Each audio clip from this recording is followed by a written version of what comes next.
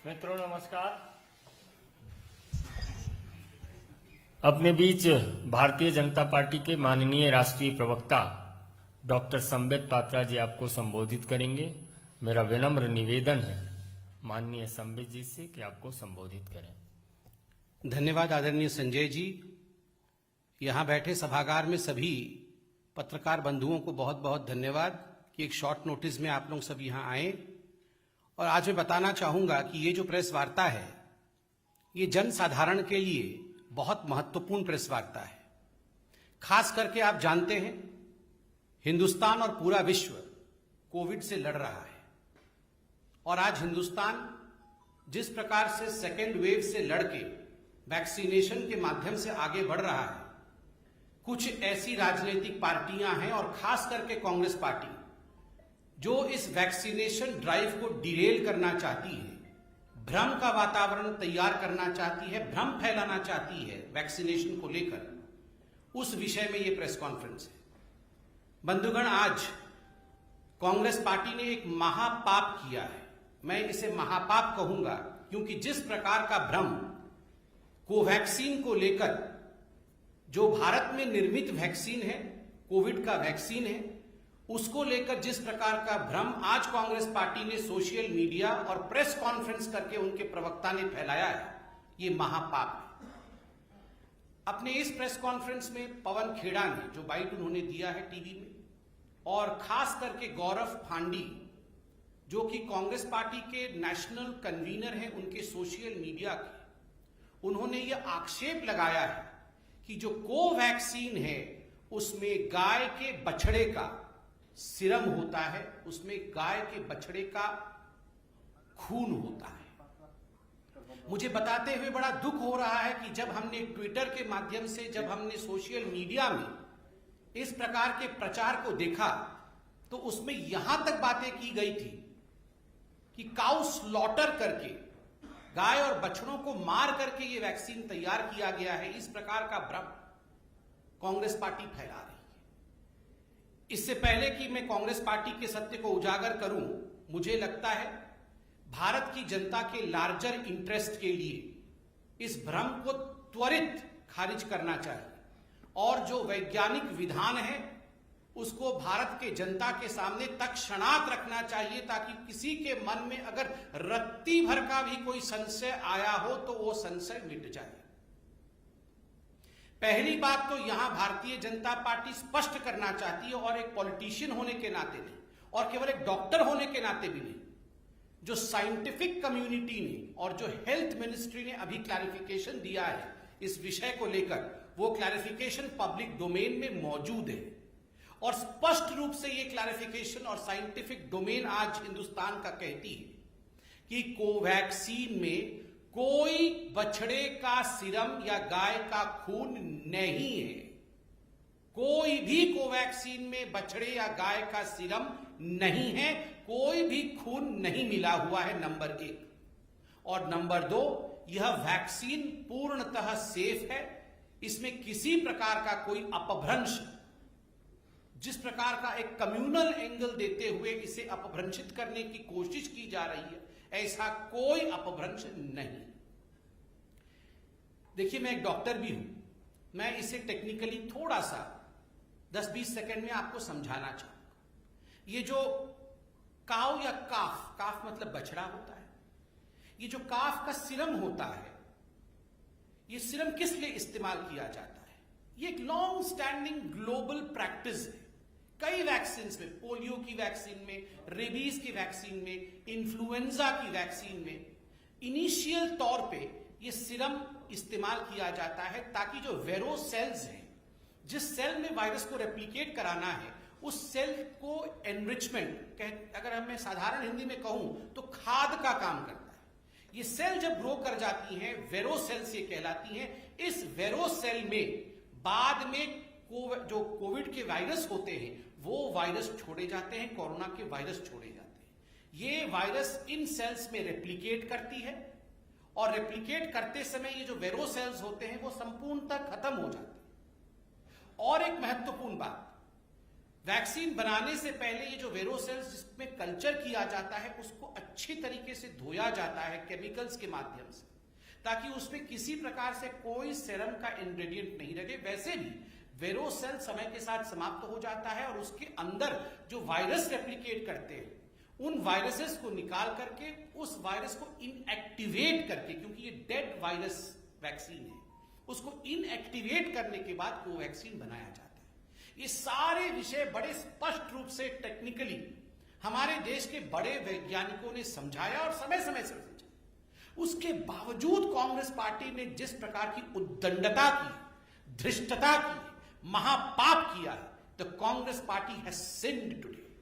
ये पाप से और सिन से कम नहीं। करोड़ों लोगों को किस प्रकार से बचाना है, किस प्रकार से पूरे विश्व का सबसे बड़ा वैक्सीनेशन ड्राइव चला करके हमारे देश के प्रधानमंत्री नरेंद्र मोदी दिन रात एक करके इस काम को आगे बढ़ा रहे हैं। विश्व का सबसे बड़ा वैक्सीनेशन ड्राइव चल रहा है और कांग्रेस पार्टी का एक ही ध्येय है और वो ध्येय है Daryl the vaccination process of India. ये वही कांग्रेस पार्टी है, आप याद करिए, ये कांग्रेस पार्टी दो चीजों के लिए याद रखी जाएगी, वैक्सीन हेजिटेंसी को प्रमोट करने के लिए और दूसरा वैक्सीन वेस्टेज के लिए।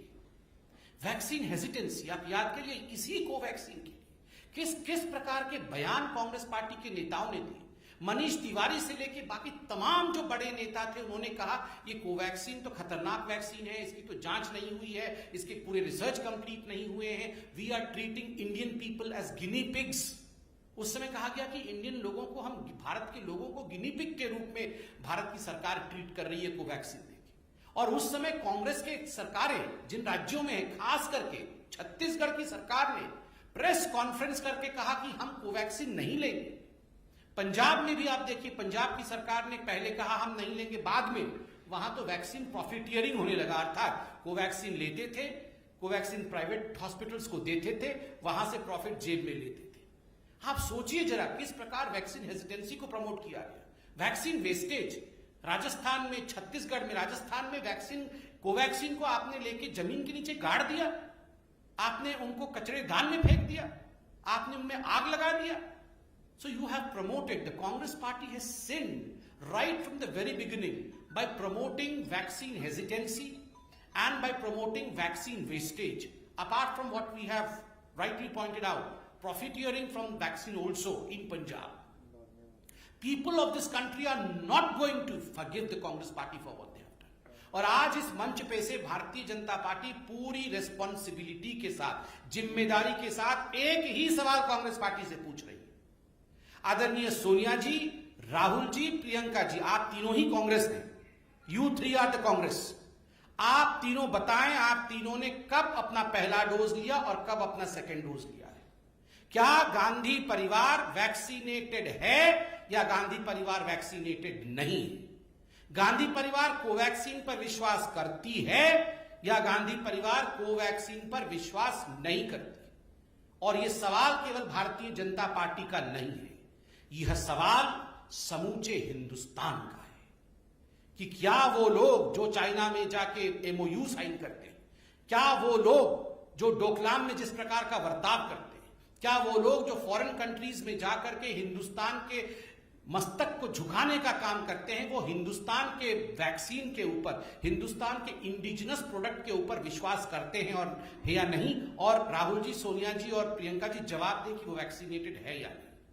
बंधुगण, आज से ठीक एक हफ्ते पहले रॉबर्ट वाड्रा, गांधी परिवार के एक और रत्न, उन्होंने भी कहा था कि लोग भ्रमित हैं, लोग जानते नहीं हैं ये वैक्सीन कैसे बनते हैं, इनका कॉम्पोजिशन क्या है, इनके साइड इफेक्ट्स क्या है।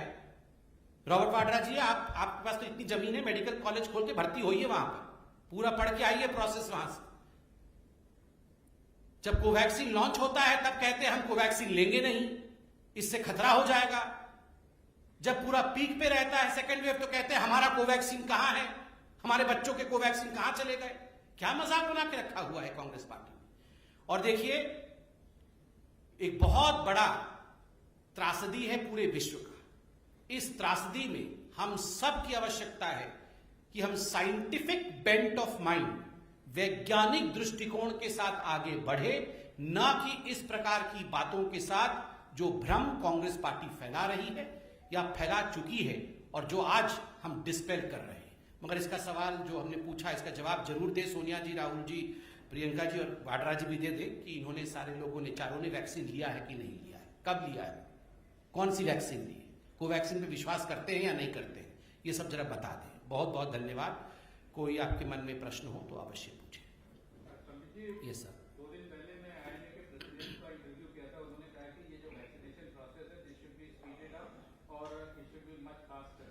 With the statement that has come today, do you feel that this is not helping in the purpose of vaccination process and hesitancy that has been created from the group? See, number one, as far as the vaccination process, the speed and the scale in India is concerned, there is no doubt that India is in fact one of the fastest moving vaccinating country. Look at the size of this country. But despite this size, way India has moved ahead with vaccination is something which is quite applaud worthy. We should applaud India's vaccination process. Number two, as far as suggestions from various quarters that the speed should still be high, for that, in fact, the government of India has rolled out an action plan as to how the government of India is going to vaccinate most of the Indians by the end of this year, and we all are aware of it. We should have complete faith in the government of India's plan. As far as promoting vaccine hesitancy is concerned, I reiterate that present day's functioning of every person in India should be with a scientific bent of mind. And of course, when politicians who are great contributors as far as influence is concerned, when they come out and speak the way the Congress politicians and some in Samajwadi Party have been speaking, remember, there was time when some politicians said that this vaccine is not an Indian vaccine, this is a BJP ka vaccine. And I will not take the vaccine. मैं तो vaccine लूंगा नहीं, जब हमारी सरकार आएगी तब हम vaccine लेंगे. And then we had slew of Congress leaders who in fact did not show any interest in Covaxin. Rather, they pointed fingers toward Covaxin. And of course, with today's statement, which is a sly attack on Covaxin, vaccine hesitancy would be promoted, which would not be fair for the vaccine drive of India. Thank you. Committee दो सवाल हैं मेरे। एक तो है कि एक report आई है अमेरिका से, अमेरिकन डिफेंस कोई रिसर्च संस्था, उसने अपनी रिपोर्ट दी है कि भारत में जो कोविड के कारण जो परेशानियां थी, वहाँ पर एक एनजीओ हेल्पिंग इंडिया करके एनजीओ बनाया गया और उससे करोड़ों रुपया पैसा चंदे को किया गया, लेकिन भारत को देने की जगह पर वो पाकिस्तान में आतंकवादियों और हमास जैसे आतंकवादियों को पैसा पहुंचा दिया। अमेरिकन डिफेंस का एक रिसर्च है। पहला तो ये इसको क्या कहेंगे, भारत में चंदे के नाम पर भारत के उन्होंने आतंकवादियों को, और दूसरा ट्विटर के खिलाफ जो एक्शन सरकार ने लिया है उस पर क्या कहेंगे? देखिए, पहले सवाल के जवाब में तो कहूंगा ये तो बिल्कुल चौंकाने वाला विषय है। जिस प्रकार से आपने अभी जी न्यूज के माध्यम से हमें बताया और बाकी चैनल भी शायद इस विषय को उठा भी रहे होंगे, ये चौंकाने वाला विषय है कि भारत में कोविड के लोगों की मदद करने के लिए अगर बहुत बड़े कंट्रीब्यूशन भारत के लोगों से लिया गया और बाद में उसको आप पाकिस्तान और खास करके जैसा आपने बताया कुछ आतंकवादी संगठनों की मदद के लिए ये पैसा डाइवर्ट किया जा रहा है, मैं बिल्कुल कह सकता हूं सरकार इस विषय का संज्ञान अवश्य लिया होगा। सरकार ने इस विषय की जांच होगी और किसी भी इस प्रकार के एनजीओ को या संगठन को बख्शा नहीं जाएगा, क्योंकि ये भारत के कानून के खिलाफ है, नंबर एक। दूसरा प्रश्न आपका ट्विटर को लेकर था।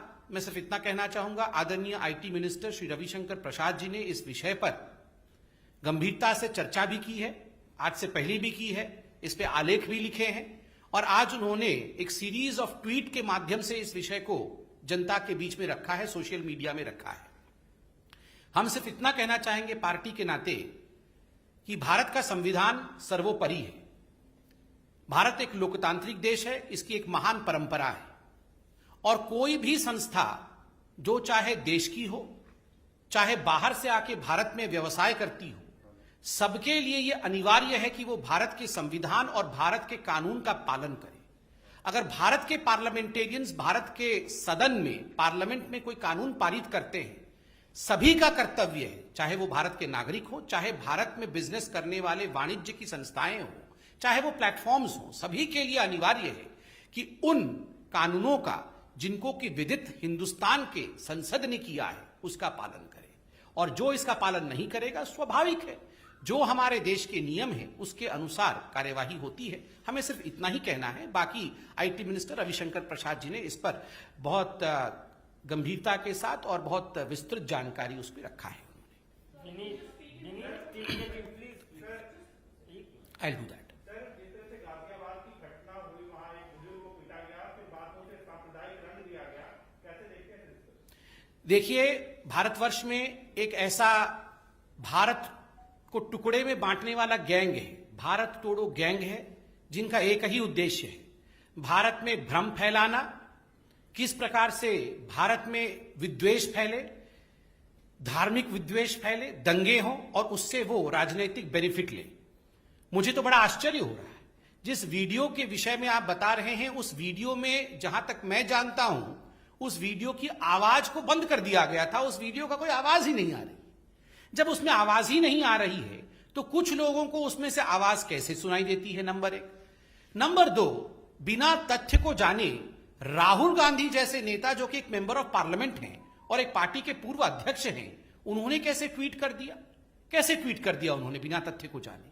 तथ्य गाजियाबाद की पुलिस ने सार्वजनिक किया है और वो सबके नजर में है कि किस प्रकार से कोई ताबीज का विषय था, किस प्रकार से वहां कोई लेन देन का विषय था, जिसके कारण ऐसा हुआ। इस पूरे विषय को गाजियाबाद की पुलिस देख रही है, मगर we should all refrain from spreading fake news और गलत और भ्रामक न्यूज के माध्यम से विद्वेष फैले, ये करना उचित नहीं है। और देखिए, उत्तर प्रदेश में चुनाव आ रहे हैं।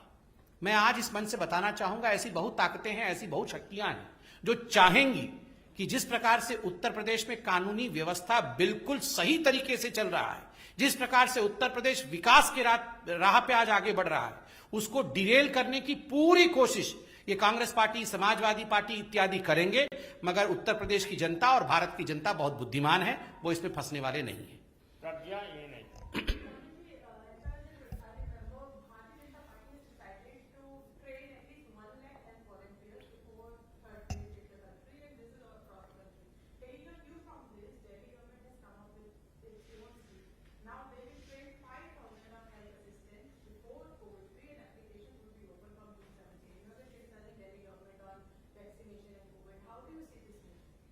Thank you for the question, Pragya.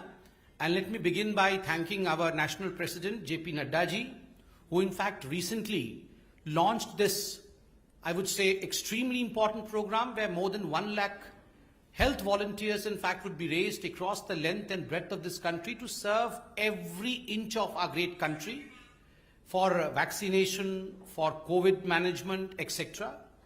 And this is a welcome move. I take the opportunity of thanking Nadda ji. But of course, Delhi government, you say, probably copied from this. I would refrain from saying so. It's their wish. They are also a government.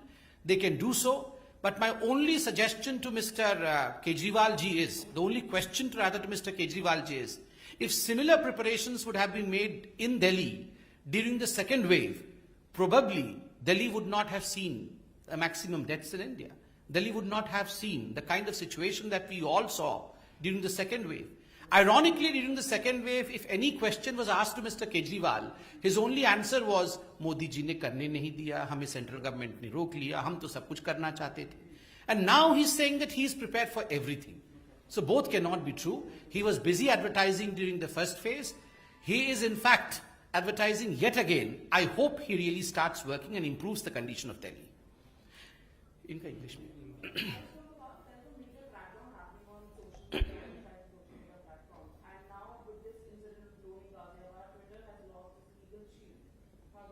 See, as far as this question on Twitter is concerned, we as Bharatiya Janata Party have limited reaction because most of the important technical reactions have been given by the respected and honorable IT Minister, Shri Ravi Shankar Prasad ji.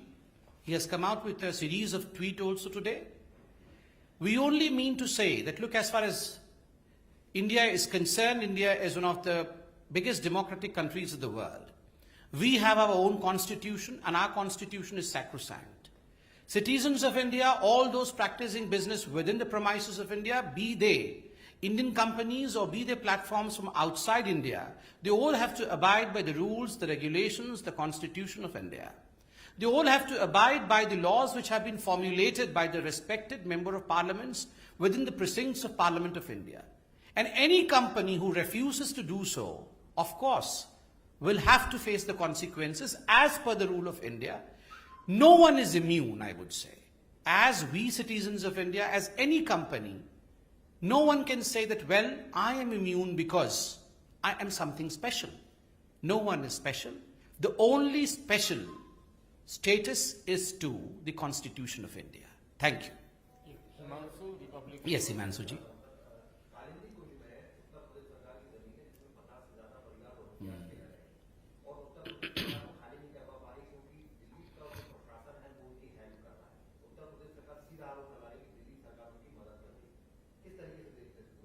देखिए, जिस प्रकार से अभी कुछ दिन पहले आपने देखा कि जो रोहिंग्यान्स को इंडिया में रखा गया था और खास करके दिल्ली के जिस स्थान के विषय में आपने कहा वहां आग लगी थी, उसके बाद वहां एक राजनीति और खास करके मैं यहां गुरेज नहीं करूंगा, अमानतुल्लाह खान इत्यादि के द्वारा बहुत बड़े तादाद में हो रही है कि इन रोहिंग्यान्स को आप लेकर के सरकारी जमीन के ऊपर बसाओ।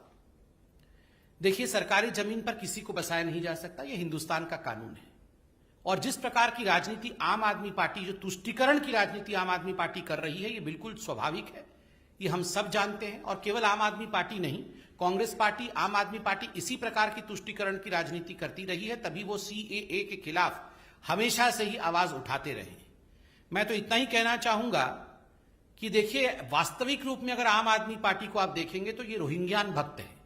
आजकल राम भक्त बनने की एक्टिंग कर रहे हैं, क्योंकि वो कहीं ना कहीं चुनाव में प्रवेश करना चाहते हैं वास्तविक रूप में वो रोहिंग्यान भक्त। बहुत बहुत धन्यवाद। राम नारायण श्रीवास्तव जी, अंतिम। धन्यवाद।